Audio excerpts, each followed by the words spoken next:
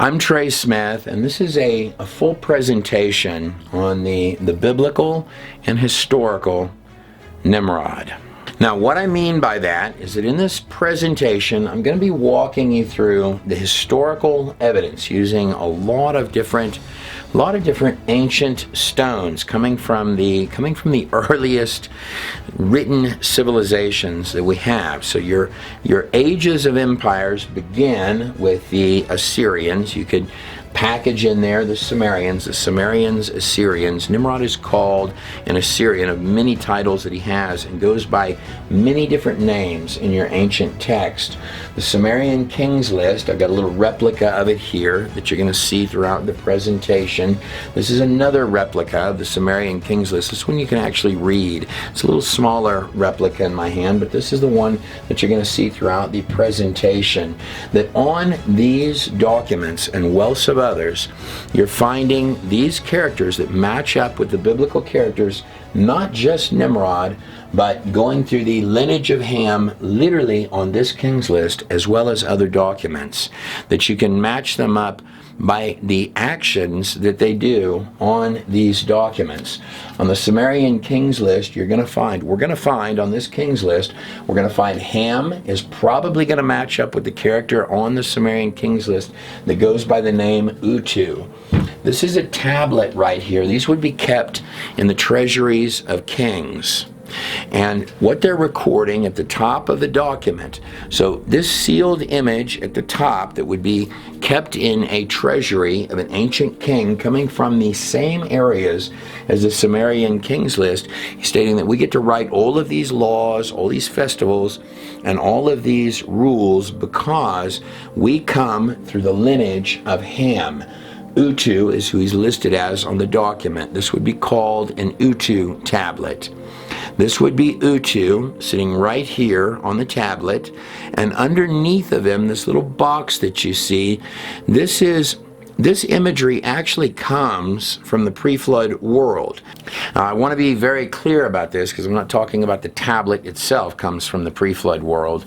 I'm talking about the concept of the box of demons. And the reason it's represented so prominently is because as we begin to look at the things that are the most important, at least to the lineage we're reading about here coming after that flood. So the Sumerian Kings list talks about the pre-flood world in lines 1 through 39. And it's talking about the families and the rise of the first empire. One of the most important things on all of these stones is to open that gateway of communication to the occult, to the world of what they're representing to you, a world of demons. He's got control of those. That's very important to them and redundant in the imagery. There's a little box of demons that he's sitting on. What that symbolically represents is he's stating that he has control of the demons. He can order the demons around. These three characters on this side can make a pretty strong case to you that there's a high probability, it's more likely than not, that what you're seeing is they are representing the three sons of Noah, Shem, Ham, and Japheth. Underneath that imagery, you have the waters. I believe that those are the waters of the flood. And up here, this seal on top, this is called a solar disk right here. I believe it also makes a calendar. We're going to be getting into that. But it's representing that Utu, or in this imagery, Ham on the document, is receiving the high blessing. Now, with everything in the occult, it's always the reverse of reality. So if he's representing at the top of the document that he's getting the highest blessing, that probably will turn out to represent that he got embarrassingly kicked out of somewhere.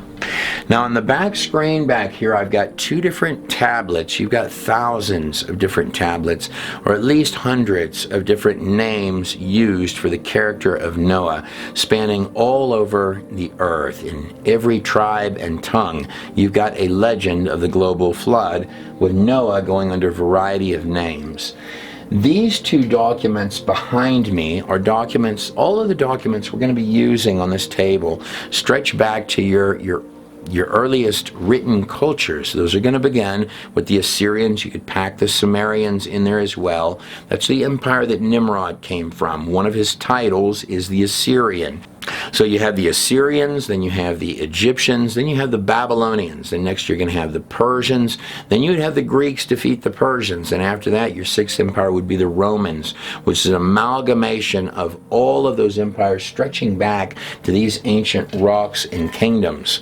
Right here is a replica of an artifact of ancient King Gilgamesh, the author of this Akkadian stone that we have here, one of these stones that makes up the Epic of Gilgamesh, written in Akkadian.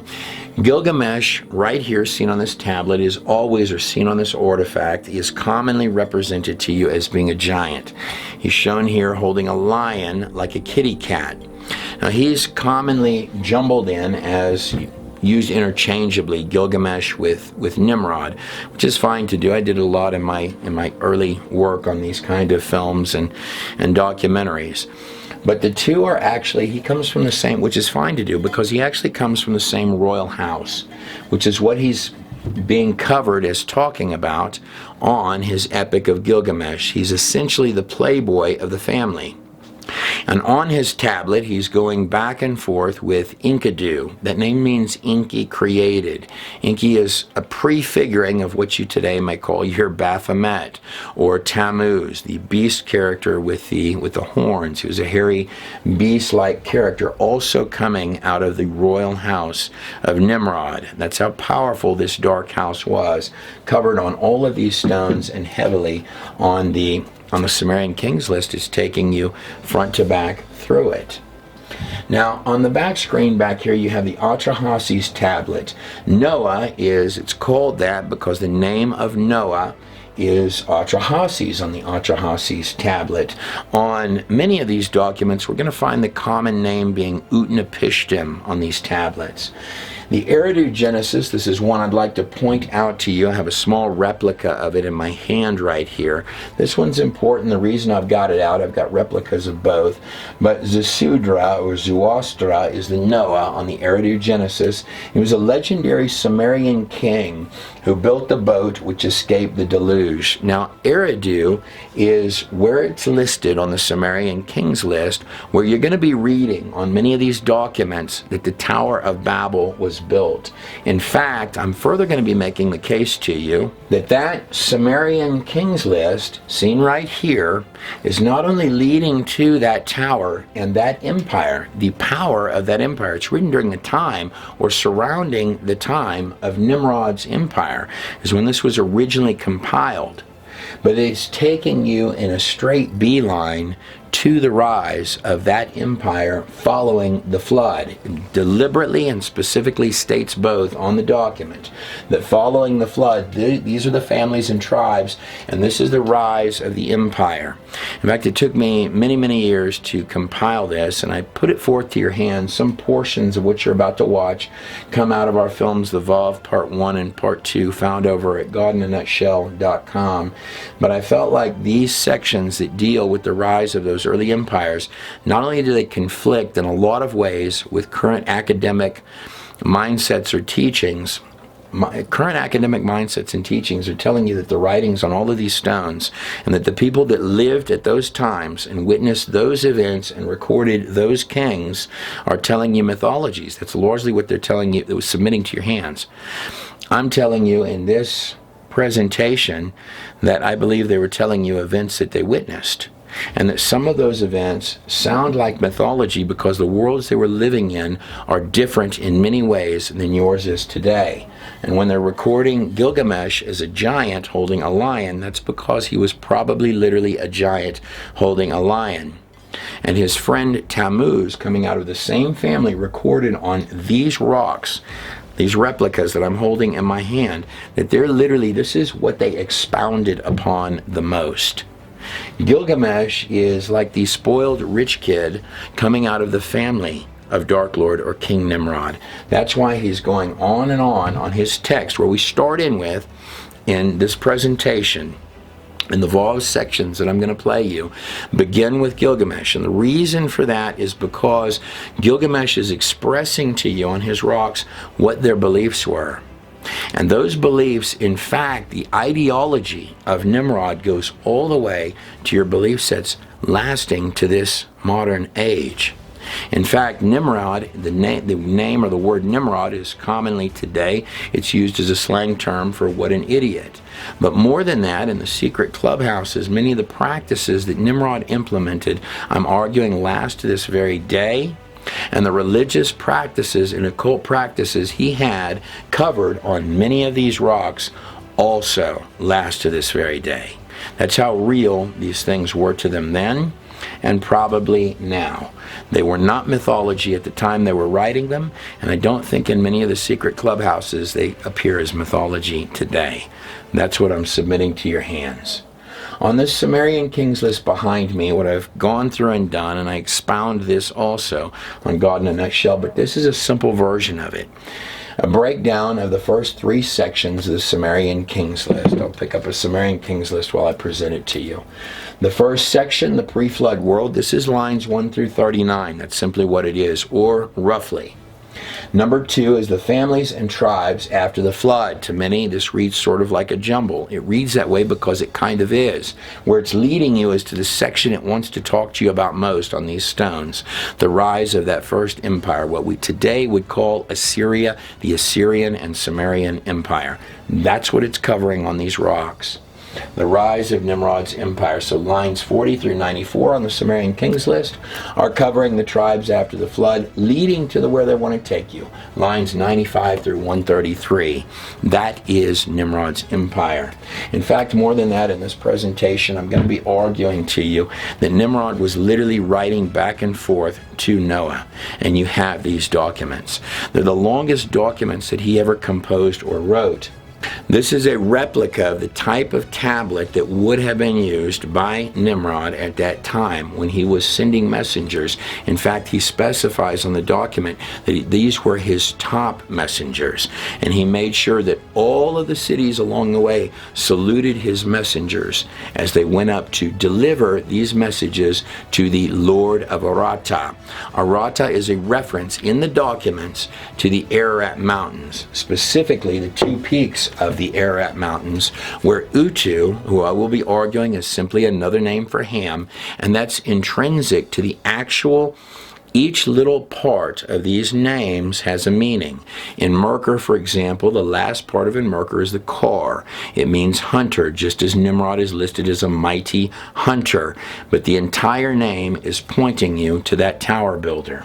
And beyond this, these ancient documents, specifically these, in Merkur and the Lord of Ararat, he is asking for the Lord of Ararat, who is Noah, Utnapishtim, Zasudra, whatever name that you wish to use, Atrahasis, all of these jillions of names. He is asking for the character that everyone knows, Noah, the one who built the boat that saved all mankind, to give him blessing for the building of his tower.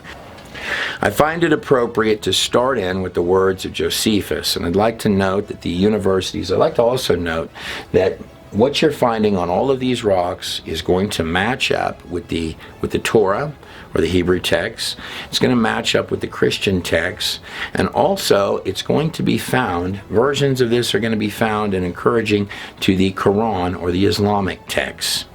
The universities are the ones that I get the most concerned of. For example, with Josephus, they'll use him when they like him or it goes along with what they're stating, or they'll discard it when it doesn't go along with what they're stating. I don't believe you can do science like that.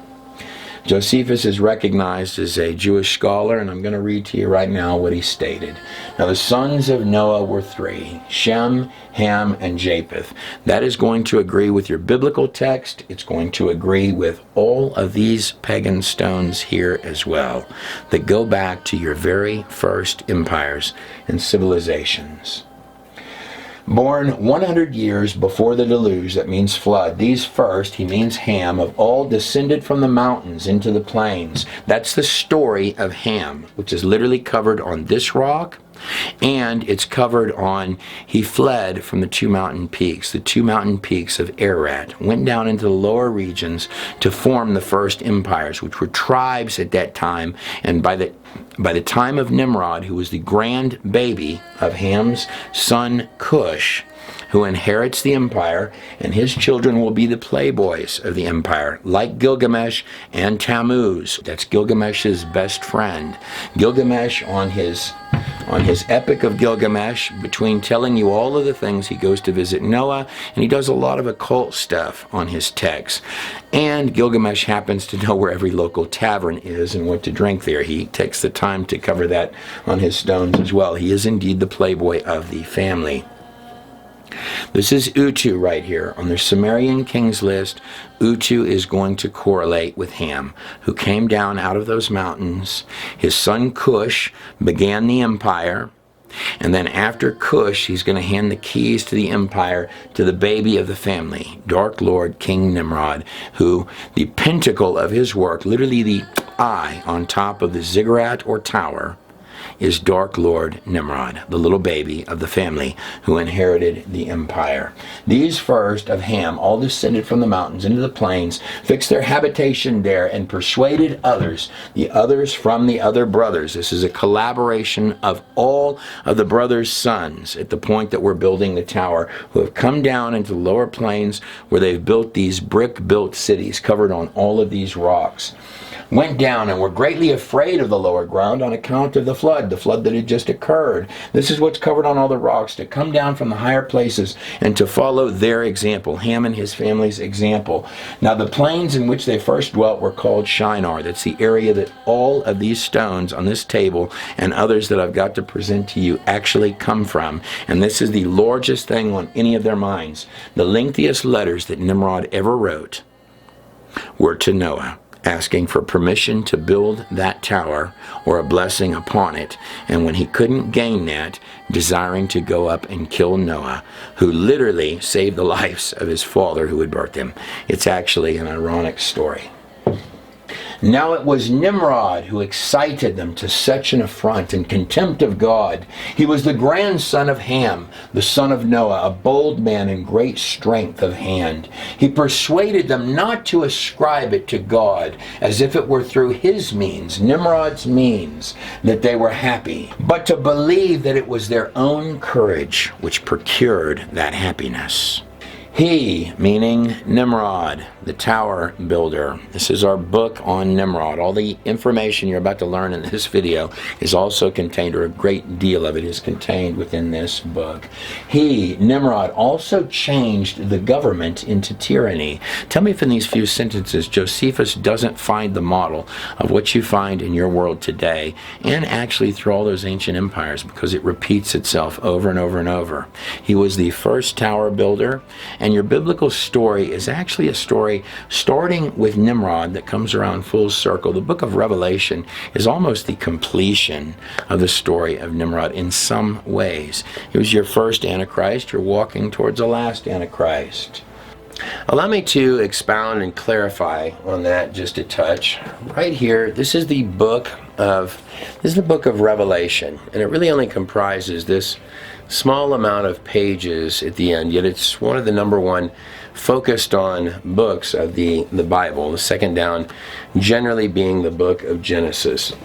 Now the book of Revelation, it means the revealing, and it's not the revealing of the Antichrist or the coming Antichrist. It's the book of the revealing of the King. It's the book of the revealing of Jesus Christ. In fact, the bulk of all of these pages are actually quite literally a story of mankind rebelling, just like Nimrod, against God. Mankind rebelling against God and finding their way back to salvation. And then the end of the book of Revelation, is the book of the revealing, not of the Antichrist, but the revealing of the King.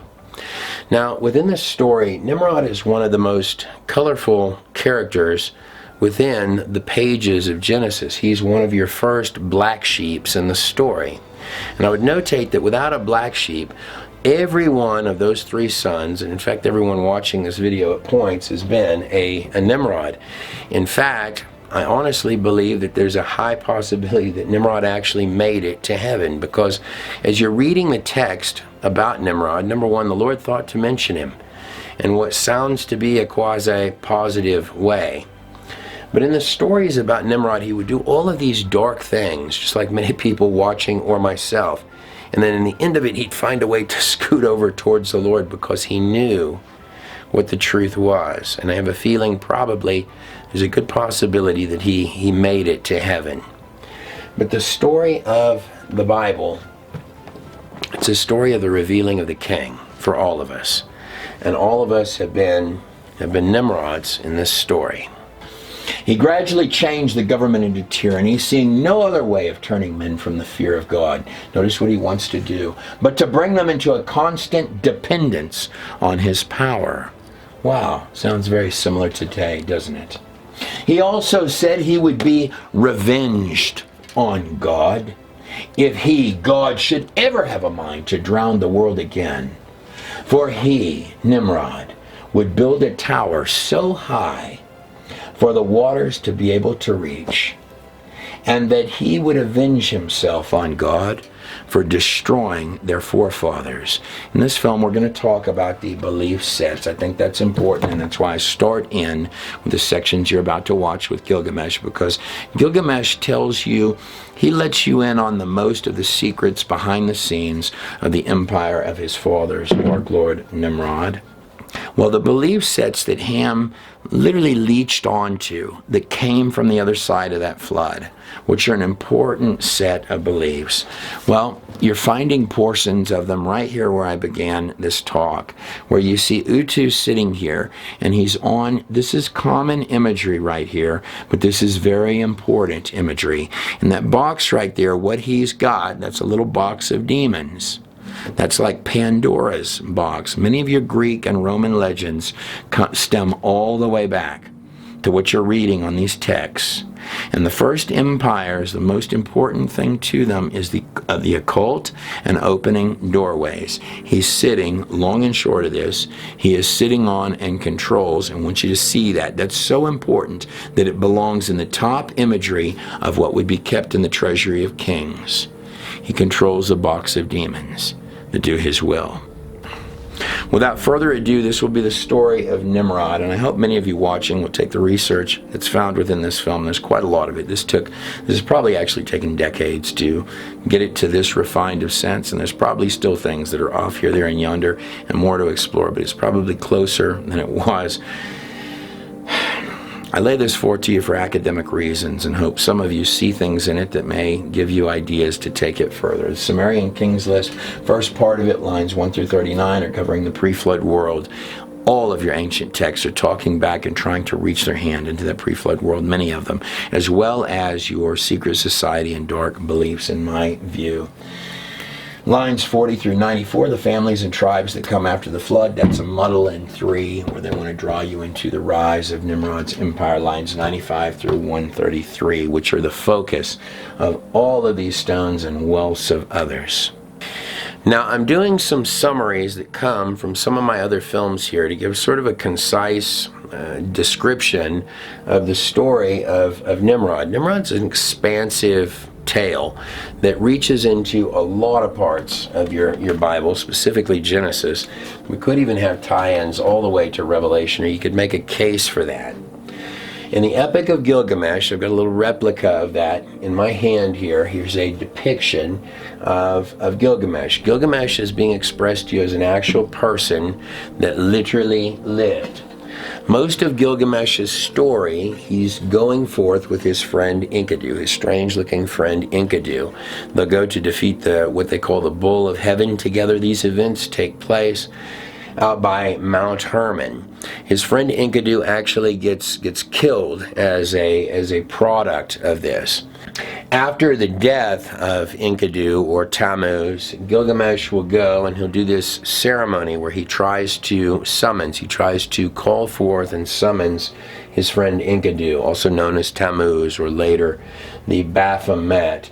Gilgamesh is listed on the Sumerian Kings list. He has this unusual entry, Gilgamesh, whose father was a phantom or the unseen one.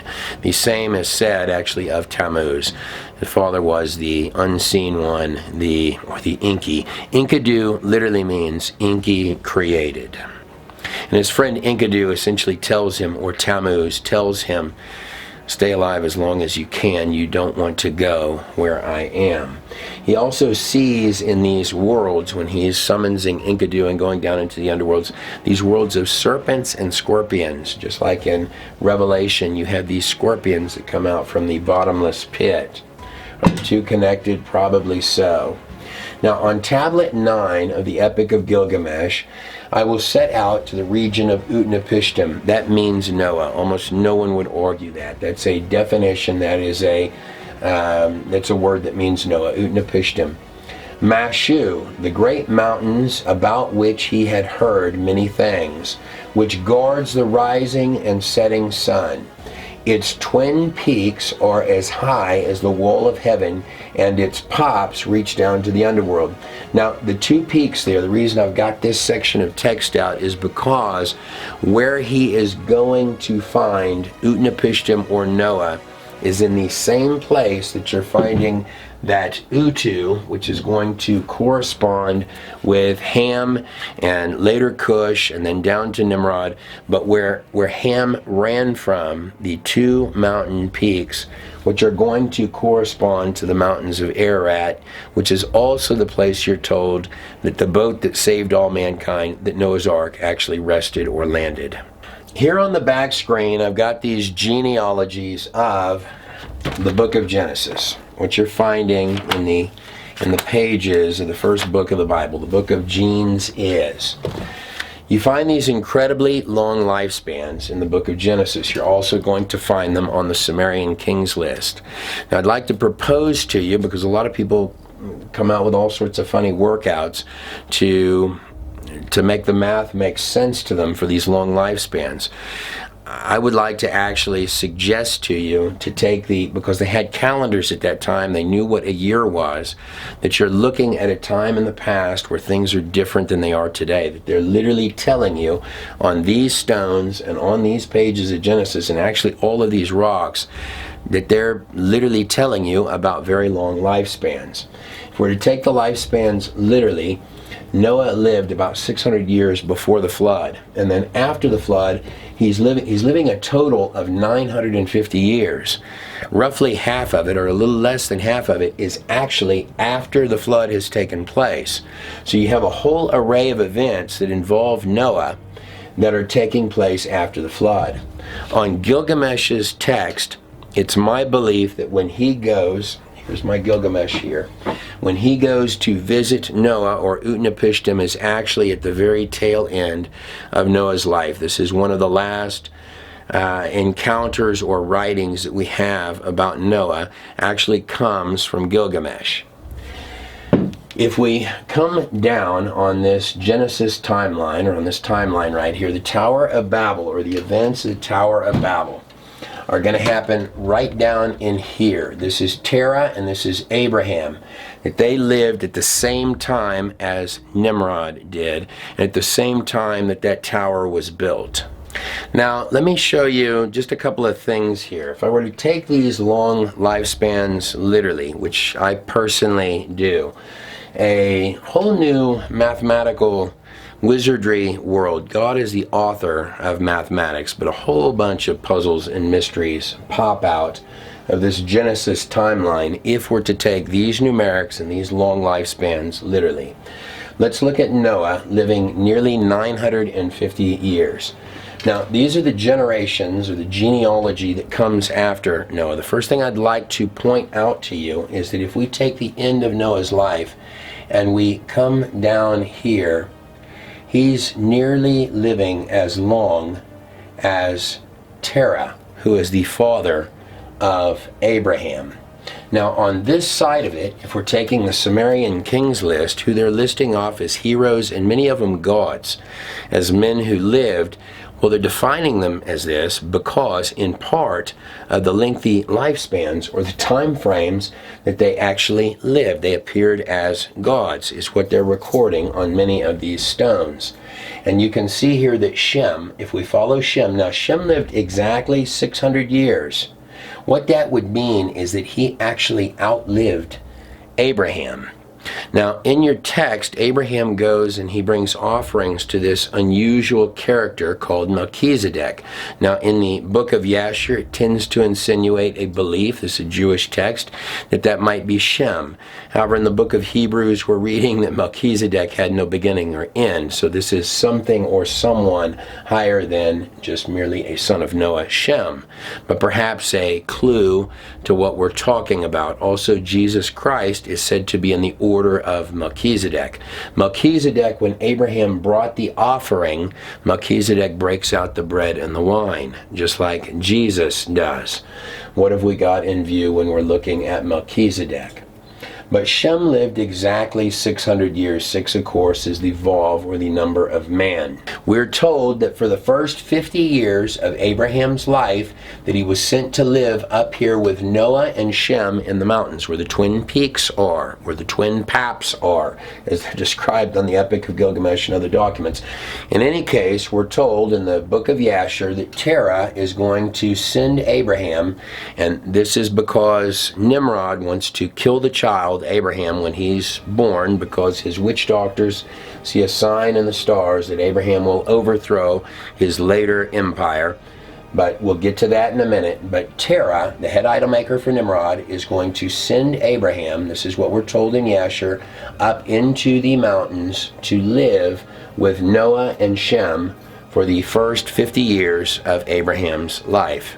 So the first 50 years of Abraham's life are with Noah and Shem up there in the mountains. Now watch this.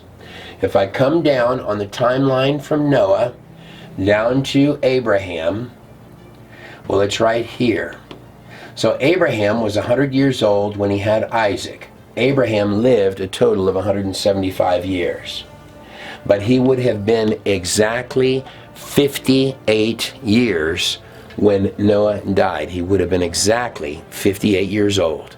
Abraham would have been at the time that Noah died. Now, 8 is the number of new beginnings. This is the ancient form of the letters. 8 would be the het. Right here, it's the infinity symbol. It's where we get our number 8 from. The infinity symbol turned sideways. Abraham lived 58 of Abraham's years were the last 58 years of Noah's life. Noah's name in Hebrew would be the Nun and the Het, or in other words, it would be the number 58. Here's an easy little chart and way to look at this. So I have Noah right here, and I've got Ham, Japheth, and Shem. Now through Shem, I've actually got 10 generations before you make it down here. This is Terah.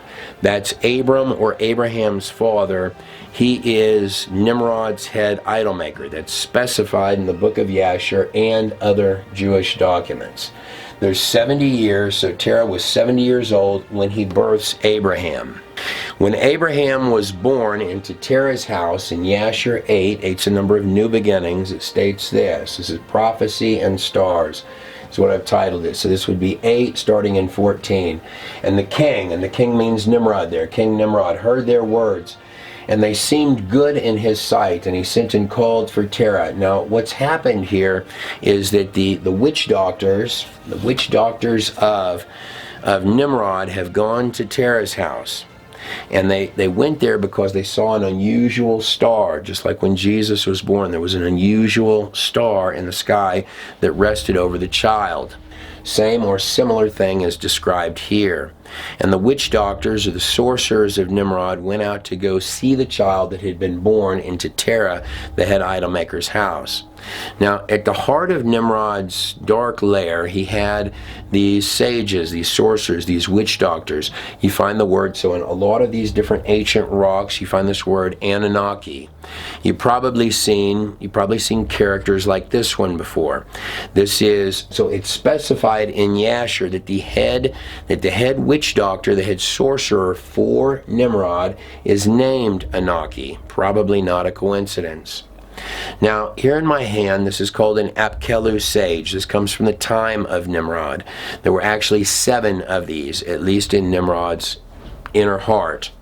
And they had different outfits that they wore. They could have a fish-headed one, a bird-headed one, or one that just simply looks like a man.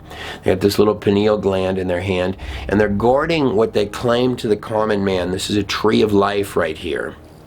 Now, in Gilgamesh's story, now we know if this is at the inner heart of Nimrod's empire, that actually this is a lie. There is no tree of life back there. They're being told by Nimrod that there is a tree of life being guarded in the inner sanctum of the empire, but we know from Gilgamesh that Gilgamesh is going to go to Utnapishtim and ask about the real tree of life, which means that Gilgamesh knew there was no tree of life back there. He knew what they were doing back there. And he went to Utnapishtim, or Noah, to ask him about the tree of life and if it actually existed. And he's specifying out, so one of the names, or several of the names for Noah, mean extremely long life. So this is something else that they're in search of. Noah just keeps living and living and living. And the king heard their words. So the witch doctors, these guys here, have gone out, probably not with their outfits on, have gone out to Terah, the head idol maker for Nimrod, Abraham's father. Abraham has just been born under a sign in the skies, a sign in the stars. So they go out to Terah's house, but they determine that this sign means that this child being born will overthrow the empire of Nimrod. They interpret that to mean immediately, not something that will happen later. So they go back and they tell Nimrod this, and they say, you're going to have to offer Terah some money for the child and have Terah kill the child. And that's where we start in 14. And this seemed good to Nimrod, and the words seemed good in his sight. And they sent and called for Terah, and Terah came before the king. And the king said to Terah, I have been told that a son was yesternight born to thee, and after this manner was observed in the heavens at his birth. And now therefore give me the child, that we may slay him before his evil springs up against us. He's talking about Abraham. And I will give thee for his value. Thy house will now be full of silver and gold for his death. He's going to pay Terah to kill his son in exchange for silver and gold. Now Terah, instead of killing Abraham, later Abraham, he actually takes Nimrod, one of the children of the maidservants, who Nimrod promptly bashes the child down on the altar, and he looks up and then he pays Terah. But he sends Abram to go live up in the mountains with Noah and Shem. And he is sent there by his father Terah, who is actually Nimrod's head idol maker. Now, it's during that time, the time between Abram going up to live with Noah and Shem, and when Abraham actually returns 50 years later, that I believe that the Tower of Babel begins its construction, reaches and actually falls, is between that time. Abraham will return 50 years later, and Nimrod does not really remember the child. And now Abram is 50 years old, so he obviously doesn't recognize him. But Abram goes and he lives at his father Terah's house. And Abram comes in, and he's been raised in the house of Noah and Shem. And so he's learned who the God is, who God himself is. But now he's down in Nimrod's dark lair. Abram goes and he brings sacrifices out before the idols several times, and he realizes that this is foolish. They're just idols of wood and stone. So Abram comes and he smashes all of the idols. And then the witches, and I'm summarizing a lot of different events here, including the events of Ham running away from his father Noah, which are detailed in some of the films over at God in a Nutshell. But I want to give you a quick version of what's happened. So Abraham comes back, and he's there and he's living with his father, and Nimrod doesn't know who he is. And Abraham smashes all of the idols except for the largest one. Then he puts the axe that he used in the large idol's hand. Well, Nimrod has Abram brought before him and thrown down to the ground. And Nimrod says, what is this you've done? You've smashed all of the idols. And Abraham says to Nimrod, he says, no, I didn't smash any of the idols. And Nimrod says, well, tell me then. Tell me what happened. And Abram says, well, I set out an offering before the idols, and all the little ones jumped for it, and the large one went and he hacked them all up, and then he went back in place. And Nimrod leaned forward and he looked at Abram, and he said, do you realize the power of where you sit? Do you realize the authority of where you stand? So you come into the heart of my empire. You smash up all the idols. And then you come in before me. And this is the story that you're going to tell? How foolish do you think I am? And Abraham looked up at Nimrod and said, I don't know, my king, how foolish are you? You tell me that this story that I've just told is foolish. Yet you tell the men of all earth that these idols made of wood and stone are the gods that created the world. You're doing the very same things, my king, that the men did before the flood, that caused the creator of the heavens and the earth to destroy the world. Now I ask you again, how foolish are you, my king? And this perplexed Nimrod greatly, and he went back and forth. But his witch doctors, they came in, his sages, they came in and they said, you've got to kill him, he's insulted all of us. And Nimrod has Abram thrown into the fire, into the pits of the fire. And he also has his brother thrown in there, his brother Haran thrown there. His brother Haran burns up immediately. And that's why later Abraham would take care of his brother Haran's son Lot. That's how those two got together.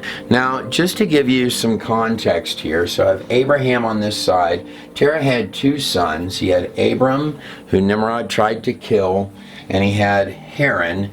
And Haran was thrown into the fires of Nimrod, and he burned up immediately. Haran's son was Lot. Lot is who Abraham would go with, and they had quarrels amongst their flock and sheep herders. And Abraham said, you go one way and I will go the other way.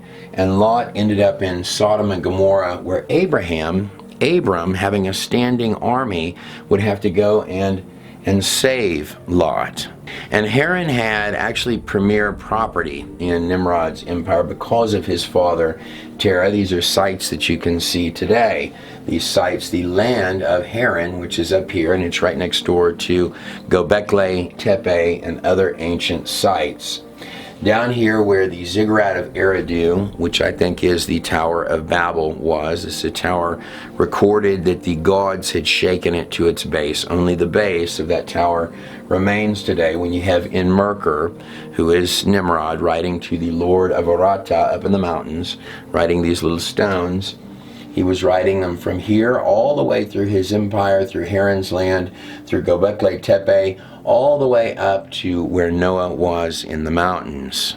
But Nimrod, because of his witch doctors, his sorcerers, and the head of them, who was Anaki, had Abraham taken and also had Terah's other son as a punishment to Terah for having done this, had Haran taken, and both were thrown into the fire. Now, Haran immediately burned up, according to the text, but Abram, later Abraham, did not. And Abraham was down there, and it says that Nimrod would come to the edge of this giant fire pit that he had in what would later become Babylon, Nimrod's empire. And they could see a figure walking back and forth in the flames. This reminds me very similar to the story of Shadrach, Meshach, and Abednego, where you had Shadrach, Meshach, and Abednego, and then a fourth figure appeared in the flames before them. Well, in this case, Abram was seen as an image walking back and forth in the fire. And Nimrod came to the edge of the fire pits, and he yelled down, he said, Abram, is that you in there? Are you still alive in there? And Abram said, yes, indeed it is, my king. And this went on for 3 days. And at the end of 3 days, Nimrod came again to the edge of the fire pits of Babylon. And he yelled in, and he said, Abram, are you still alive in there? Are you still alive in there? And he said, yes, I am, my king. He hollered back. And Nimrod said, how is it that you're alive in there? And Abram responded back, and he said, I don't rightly know, my king, but perhaps it's the God of our fathers that preserves me in this flame." And Nimrod fell down to his knees and he began to weep. And he said, "Please bring him up." And all of the men of the empire, of Nimrod's empire, what would later be Babylon, they worshipped the God of Abraham. And Abraham said, don't worship me, but worship the God that created men in the earth. Worship my God and the God of our fathers. And Nimrod, and as I expressed to you, at key moments in Nimrod's life, he would make good decisions before the Lord, and this was one of them. And he took many gifts of silver and gold, and he gave them to Abraham. This is how, when you're reading in the text, that Abraham was a very wealthy man, an extremely wealthy man. The two places, so when God put the blessing on Abraham and said, "I will bless those that bless thee and curse those that curse thee," this was an open check. And there were two empires that blessed Abraham. One was Babylon and one was Egypt. These are the source of all occult today. But not only this, but Nimrod's top men, 300, it's recorded, of Nimrod's top men decided they wanted to leave with Abram and be servants with Abraham. And this is how Abraham had a standing army, even for the hours later where he would go and save Lot. Now, in terms of who Nimrod was on the Sumerian kings list and other ancient documents, like in Merkur and the Lord of Arata, this is one of the lengthiest texts that we have of in Merkur or Nimrod. This is the longest document that he ever wrote. We'll look at it in just a moment. But on the Sumerian kings list, when we come down to the sections that they're trying to draw you into about the empire of Nimrod, where that tower would take its shape, well, you have Noah. His name is Utnapishtim. Now, Noah is not on the Sumerian kings list, but I'd like you to notice the naming conventions. Utnapishtim. We find that in the Epic of Gilgamesh. Now, if we come down from that, we have Utu, who I believe is a reference to Ham. Here are the sons and their bloodlines, just to put this in perspective, as they're recorded in your biblical text. So Noah, you have 3 sons, Shem, Ham, and Japheth. And through Shem, you're ultimately going to get Abraham, who's going to end up over here. So in Shem's lineage, you're going to have Terah, who will end up being that idol maker for Nimrod. And ultimately, Abraham will be thrown in the fire under Nimrod's empire. Now, through Noah, you have Ham, you have Cush, and then you would have Nimrod. Now, if we look over on the Sumerian kings list, we have Utu.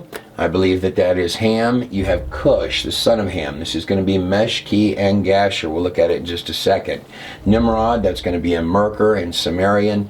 And Chardlamer of Elam. This is an unusual character found briefly in your biblical text. I believe this is going to match up to be the character they're calling Lugal-Banda. The word Lugal means king in Sumerian. Tammuz, that's going to be Dumazid, Enkidu, whichever name that you prefer on the Sumerian kings list. And then the 6th one down is going to be Gilgamesh, the spoiled rich kid king of the empire of what would later be called Babylon. Here we have a little more of a breakdown of this, and again, I can't emphasize enough, this probably actually has taken me decades to put these together, and again, if they're not right, they're close. But you have Noah, Utnapishtim, Ham, Utu, and Sumerian. Now, Inanna over here is going to be a consort of both. And in numerous of our films, particularly the Vav series, I go through, and Inanna, I think, goes by a variety of different names. I think she left with Ham out of the mountains, as well as other sons did as well. But Inanna over here, she's going to match up with the stories you're finding of Tammuz, because she's going to be a consort of Nimrod and others. But you have Utu, he's seen right here, consort of Inanna. We have Cush, the son of Ham. Now this one's interesting because Nimrod would be the son of Cush's old age. Now Meshki and Gasher, excerpt from the Sumerian kings list, the son of Utu, he became En. So En means Lord, Lugal means king. He ruled for 324 years. Then, according to the Sumerian kings list and the Sumerian records, he disappeared into the sea, and he took ships fit for the son of a sun god. Utu or Ham up here, is the first sun god.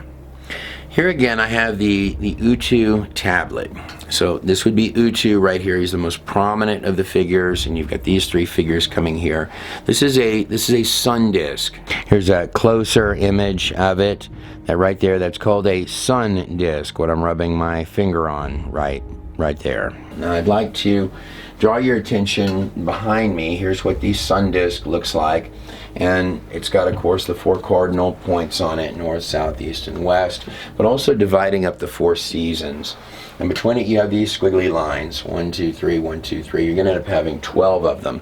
Long and short of this is that I believe it's a calendar. And if you compare it over here to other calendars, like this Aztec calendar or the Mayan calendar or many, many others, they were using a 360-day calendar in the ancient world in all sorts of cultures. The Aztecs, the Mayans, even the Romans and others, India, China, all of them were using calendars with a base of 360 days. And then you have these additional workouts for the extra days, or 365 days in a year plus a hair. They all had different workouts for this in the ancient world that would come out properly. Now, you would also find that prophecy commonly used a 360-day year, and there were many prophecy scholars that would say, well, maybe God was just using things that people knew at that time, but that's not like God to do that. He was using those calendars because if you flip it the other way around, that the ancient calendars they were using go all the way back to Enoch's calendar, which had a base of 360 days, and then it had 4 days, just like these 4 cardinal points, for remembrance of God. It had these 4 extra days, and then it had this workout using the sun and the moon to come up and bring in all of the days of the year properly each year, is what the Enoch calendar had. Well, these different cultures came out with different workouts for that. Here's where I'm going with this. If we were to assume that what we're looking at here is Ham, and I think I can make a strong case for that for you, and his son is Cush, the one that they're calling Meshki and Gasher in Sumerian. And the most prominent thing they're saying about Meshki and Gasher is 2 things that match with the biblical text and match with the Sumerian records. They're stating that he took off to venture into the seas with ships fit for the son of a sun god. So these were sun god ships that are going across, they're journeying across the seas.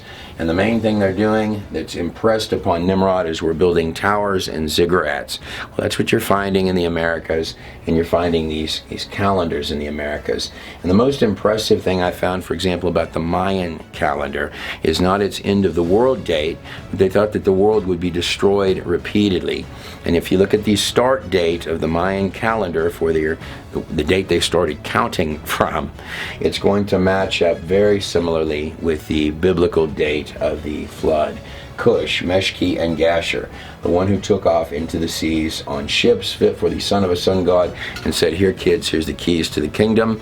And then your next child is going to be on the Sumerian kings list. In your biblical text it would be Nimrod, and the Sumerian kings list it would be this famous one in Merker here. Now the fact that on both sets of texts that in Merker or Nimrod gets the keys to the kingdom at once Cush is a very, very old man, according to Sumerian, 324 years. That actually makes our timelines with these absurd lifespans make a lot more sense. And it also, I would notate this, that if Nimrod takes over the kingdom at Cush's old age, and he's actually the baby at Cush's old age, then that puts him ruling and building the Tower of Babel right down in here close to the time of Abraham, which is what your biblical texts are indicating. It literally puts him on both sets of documents right in here. You've got to read an awful lot of ancient texts to put these things together. This brings us to the next one, which of course would be in Merker or Nimrod. Now the N in Sumerian, this means Lord. The Me, this means secret knowledge. So Enki has an entire text called Enki and the World Order, or Enki and the New World Order, where they put definition to all of these things they call Me's. So whenever you see in these documents, they use this word, the Holy Me's, a whole lot of times. The Holy Me's is knowledge for the kings. It basically means you can lie, murder, steal, you can do whatever you want to be in charge. That's the secret knowledge of the God gods, the Mes. It's part of the name. In Lord, Lord of the Mes. Now the word Mer has an indication of coming from the other side of the flood. Mer, it's where you get the root of the word merman or mermaid. Accordingly, you're finding a lot of gods that look like these in the ancient world. This is Mami Wata out of Africa. There she is right there with the fish's tail on her. This is Vishnu coming out of the fish. This, of course, on this side would be Dagon, the fish god Dagon. And what's interesting about the god Dagon is that when Jonah was spit up from the fish, this happened in Nineveh, where they worshiped the god Dagon. So when they saw Jonah being choked up by a giant fish on the shore of Nineveh, of course, they believed what Jonah had to say, because, likely in part, because they worshiped the god Dagon. Now the final part of the name Enmerker, in, Lord, me, and that's a higher title than just king. In, Lord, me, secret knowledge. Mer has a tie-in to the pre-flood world, but also knowledge from the other side of the abyss, the Abzu, the place where the Enki comes from. But also the last part of it would be the Kar. Kar in Sumerian, it means hunter. So in Genesis 10, verse 8, we read, Cush was the father of Nimrod, who began to be a mighty one in the earth. He was a mighty hunter before the Lord. Some translations would say against the Lord. There's a little toggle there back and forth. I would state there's a high probability that Nimrod went to heaven. He was a Nimrod. But in moments that mattered most, he would turn his sight to the Lord, according to the text. A mighty hunter before the Lord. His kingdom began in Babylon, Uruk, Akkad, Kelna, in the land of Shinar. From that land he went forth to build into Assyria, where he built Nineveh. But in short, the Kar on Enmerker means hunter. And Cush was the father of Nimrod, who began to be a mighty one on the earth. He was a mighty hunter before the Lord. A mighty hunter. Kar means hunter in the word Enmerker. Now, if we come back to this Yasher timeline that I've got on the screen, Abraham is 50 years old. He leaves the care of Noah and Shem in the mountains, and Abraham goes down to visit his father Terah. That's where he gets thrown into the fire. Now, I think the Tower of Babel events happened before that, and these fights where Nimrod begins to want to go up and kill Noah. I think the spirit behind Nimrod is still trying to kill this child, Abram. And so if we rewind to here, we find these stones called Enmerker and the Lord of Arata.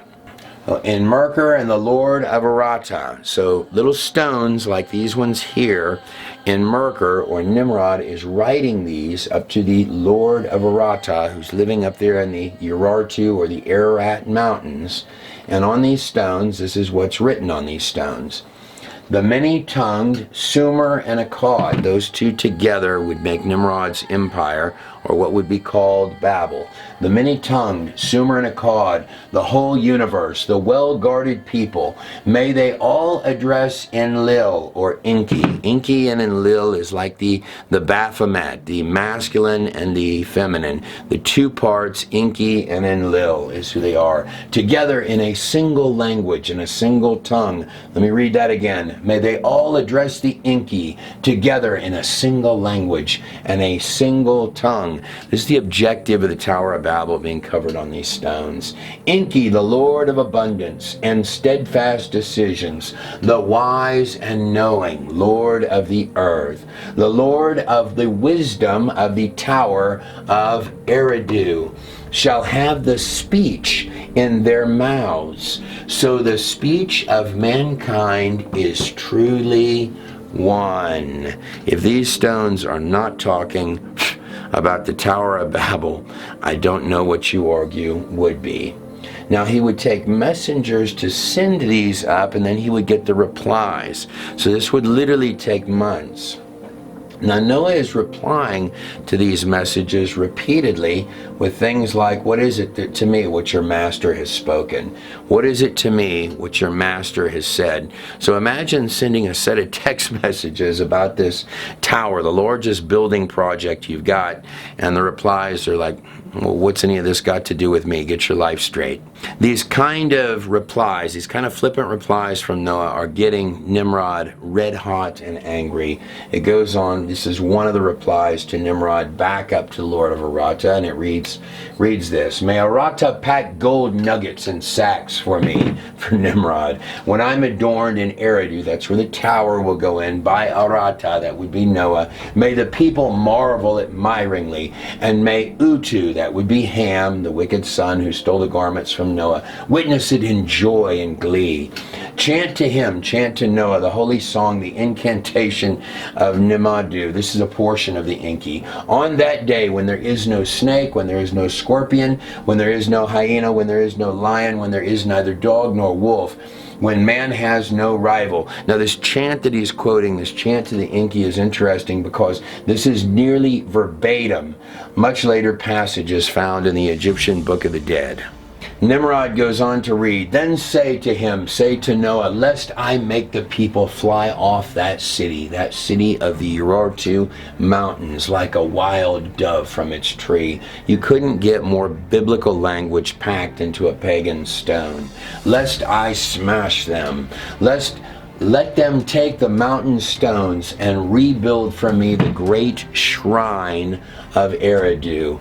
Inanna, the lady of all lands, has surrounded Arata on its right and on its left. Basically, we own everything except for that area up there. And after the flood had swept over, so we're referencing the flood here, Inanna, from her love for the Dumazid, this is Tammuz. These love stories would pass on even to the time of the Romans. Inanna and Tammuz made the land subject to us. The people of Arata, he goes on, this gets crazy, shall bring down their mountain stones from their mountain, and shall build the great shrine for me, for you, and erect the great abode for you. These original translations would say the Mies, or the holy Mies, like we talked about, Enki and the Mies. The great abode, the abode of the gods, to shine forth for you, will make your me, that's the secret knowledge of the gods, flourish in Kulaba, that's the brick-built city, will make the Abzu, that means the place the Enki comes from, grow for you like a holy mountain, and make my name in Merkur famous in all the earth. That's literally what's written on these ancient stones. Didn't they want to build the great tower to make their names famous in all the earth in the biblical text? Now, if we come back to Yasher, it reads this. This is titled Nimrod's Dream. And at the expiration of 2 years from Abram's going out from the fire, that is in the 52nd year of his life, Abram's life, behold, King Nimrod sat in Babel upon his throne. And the king fell asleep and dreamed that he was standing with his troops and hosts in a valley opposite the king's furnace. Now Abram has left with the top men. So Nimrod's top men have now joined Abram. And if we were looking on the Sumerian kings list, the next one down is Lugal-Banda. Lugal means king. Now, not only has Nimrod's tower fallen by this point, but his empire has split because Lugal-Banda, or Shard-Lamer of Elam, the area of Elam has now separated from Nimrod. Shard-Lamer of Elam, so the empire of Nimrod has split. In short, at the point that Nimrod's having this dream, his empire is far weaker than it was previously at the time of the building of his Tower of Babel. And he, Nimrod, lifted up his eyes, and he saw a man with the likeness of Abram coming forth from the fire and coming forth from the furnace. And he came and stood before Nimrod and drew his sword, and then sprang to the king with his sword, and the king fled from the man, for he, Nimrod, was greatly afraid. And the king looked, and there were 3 men. Remember, Abraham had these 3 visitors that came, who would ultimately go over to Sodom and Gomorrah. But these 3 men that Nimrod saw, they were clothed in princely dresses as the garments of kings, and they had the appearance and majesty of kings. And then the king sees this river and this strange egg as the dream continues, which seems very awkward and weird. But what's interesting about this is his second down in command, according to the Sumerian king's list, who's Lugalbanda, who will actually take over the empire next, the father of Gilgamesh. That Lugalbanda has this strange Anzu bird who will tell him occult things and who will begin telling him, why aren't you, you're the one doing all the work for the empire, why is it that Nimrod or a Merkur is running the empire? And this is what causes the division. But in Nimrod's dream, he sees this river that turned into an egg before the king, and there came forth from the egg a young bird, which came before the king and flew at his head and plucked out the king's eye, like the iron that came up there. The Antichrist has one eye. He has an eye that's darkened or injured in that's what you're reading of the end time Antichrist. But this is Nimrod's dream, that this bird came out and plucked out one of his eyes. And the king was grieved at the sight, and he awoke from his sleep, and his spirit was agitated, and he felt a great terror upon himself. And in the morning the king rose from his couch in fear, and he ordered all of his wise men and his magicians to come before him. And then the king Nimrod related his dream to them. And a wise servant of the king, whose name was Anaki, is this where we get the Anaki, answered the king, saying, this is nothing but the evil of Abram and his seed, which will spring up against my Lord and King in the later days. I'm Trey Smith of God in a Nutshell, and I want to thank you for watching this presentation on Nimrod. This was more of an academic presentation, but I felt like it needed to be done, where I'll walk you through some of the pagan or the Sumerian, Akkadian, different texts in Gilgamesh, and kind of match them up with the biblical texts and some of the extra biblical texts as well, and sort of put together a timeline of Nimrod for you, and actually for use for any student in study about the ancient world. And I hold on my line in the study of any of these things. A lot of these ancient texts are messy, so the line I use quite frequently is, if it's not right, it's probably fairly close. Over at godinanutshell.com, we have complete walkthroughs of some of these things that are far more glittery, I guess is a way to put it.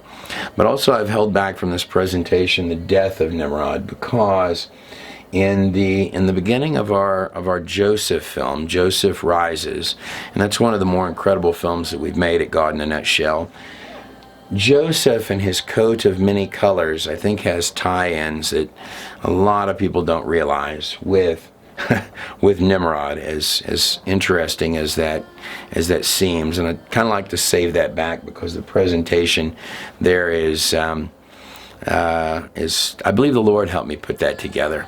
The death of Nimrod and the tie-in with Joseph. And it would be from the family of Abraham that Nimrod would actually find his death.